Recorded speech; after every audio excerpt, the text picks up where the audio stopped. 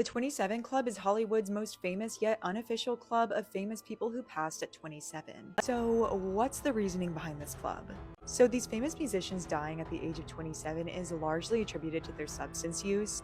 Also, once you reach the age of 27, you are getting older and your body doesn't handle substances the way it used to. So, I think a lot of these are unintended fatal overdoses. Or if you want to take the Robert Johnson route, maybe these people sold their soul to the devil for success. It's really interesting that some of the names in this club are the most iconic figures in music history. So let's do a brief overview of a few of the musicians that died at 27. Jimi Hendrix was an absolute beast on the guitar, and during his short career, he was able to completely change the rock and roll genre forever. And he overdosed on the barbs and choked on his vomit. Janis Joplin was another icon of rock and roll, and on October 4th, 1970, she was supposed to have a threesome, but she was stood up by both parties and she ended up overdosing on H, presumably by accident.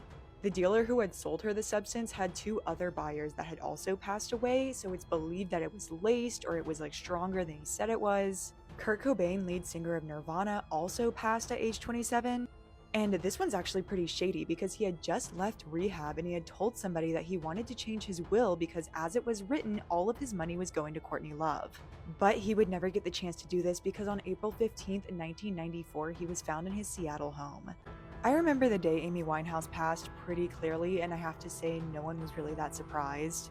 Amy Winehouse had an amazing voice, but she was clearly a very troubled woman. She had a pre-existing ED as well as a problem with alcohol and substances, and her newfound success gave her basically unlimited money, and you could visibly see that she had deteriorated. In her final show, the crowd had actually started booing her because she was so visibly intoxicated. But on July 23, 2011, the singer with just 2 studio albums was asleep and could not be woken up, and the coroner's inquest showed that her BAC was 0.4. What do you think the cause behind this phenomenon is? Let me know in the comments and follow for more.